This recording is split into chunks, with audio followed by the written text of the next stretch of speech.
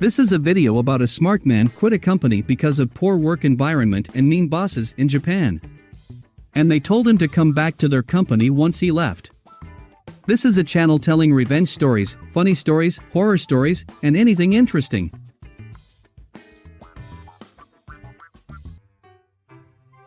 I have been working hard for a company that paid low monthly salary. Mr. Smith, the president of the company, he declared that our company does not pay any overtime money. I was really pissed off at upper management. Is that what you do, Smith? Make people work without paying them for overtime. It's like being a slave. It's out of line in this day and age. Right, I agree with you. It's stupid to work overtime when you don't get paid for it. So I set up my own system and compressed almost 70% of my duties. This system allowed me to get the job done without working overtime. But my boss started giving me more work. Well, I incorporated that into that system more and more, and even though my workload increased to almost 5 times my original workload, I was still going home on time. That's awesome. How did you make that system? Originally, I had to manually compile the data titles, but I had a script do it for me. I used Access and MySQL, and also automated processing to make it more efficient. Anyway, I found out that you are smart. Keep going, keep going. I got a boss named Mr. Brown. He talked to me. Hey, you. What kind of a brain do you have to run away without working overtime? But boss, all my quotas for today are done. Oh. It's impossible for you to do this much work in such a short period of time, isn't it? Everyone else is working overtime, and you're the only one who's going home. If you insist so much, shall I show you the proof that I have accomplished all the work? Fine. Whatever. That's enough. I understand. Just go home. On the way out, he was saying, I won't accept it if you're lying. And then these old men, Mr. Brown and Mr. Smith, even started to lower my grades. The next day, Mr. Brown said to me, You always look like you have time on your hands, don't you?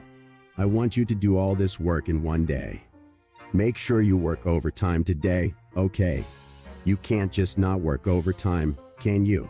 You're so cocky. Fortunately, the system I had created had not yet been erased and was still usable, so I did not hesitate to use it to complete all the work that the old man Mr. Brown had asked me to do by the end of the day. And I finished all of them without overtime work. I felt really good at the time. Amazing. You're too talented. You developed the system to make your work more efficient. But I feel so bad for you that you get a lower grade. Right. I didn't do anything wrong.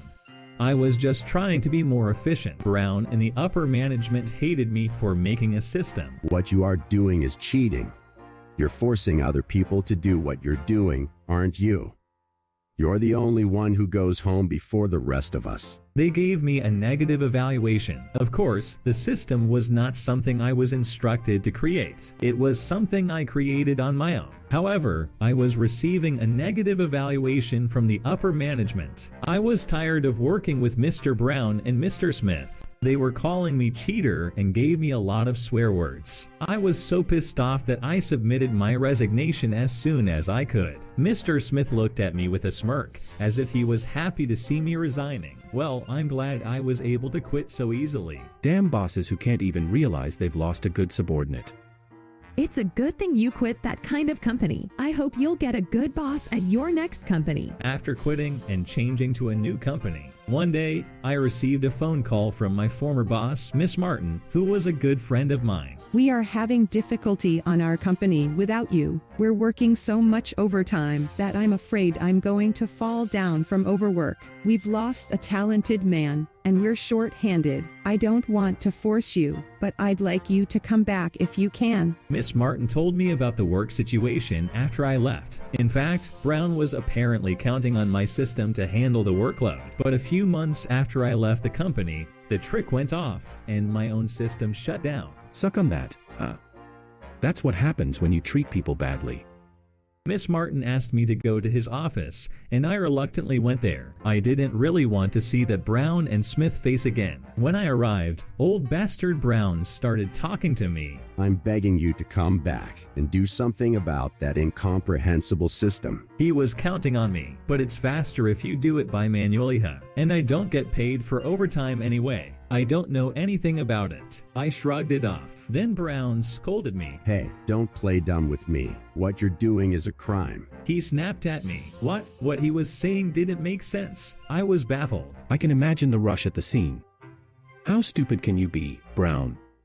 How much did the system actually improve efficiency? We actually installed a large system and were able to improve efficiency by 40%. 40% efficiency improvement is amazing. Also, I didn't do anything criminal. It is simply that you need a maintenance to activate the system. My system even made a report in about 5 minutes, whereas it would have taken an hour to complete a report in the conventional way. I guess the old men didn't like me because the old way of doing things no longer worked. They thought I was just an incompetent employee who was taking the easy way out. I set up the system in the first place. I had to create a system because I didn't have one that I wanted. It's hard work until it's built, but then the business will become easier. So I decided to build a system and created it. But what the old people were really doing was the same thing they had been doing with pencils and calculators, and they were doing the same thing on a computer. Now, let's get back to the story. Then, sometime later, I started getting harassing letters and phone calls to my new employer.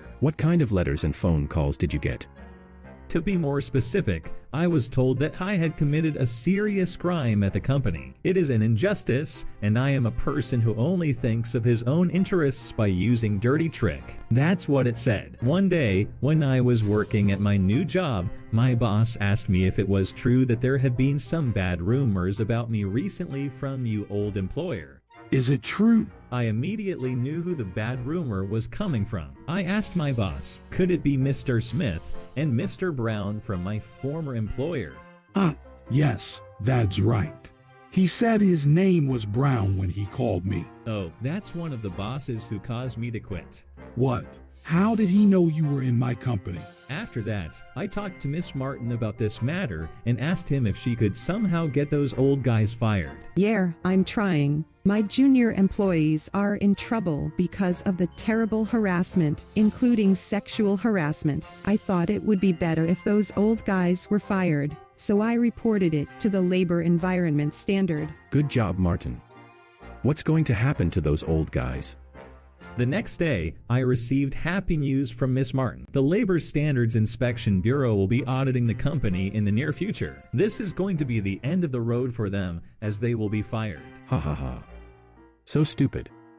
The next day, an audit finally came and the unpaid overtime was discovered. Mr. Smith resigned as president, Brown was arrested, and the company received administrative penalties. I can only say that I am very happy. Nearly half of the employees changed jobs to other companies in the same industry. Miss Martin has also been offered a new job, so I guess that company will go bankrupt. They deserve it.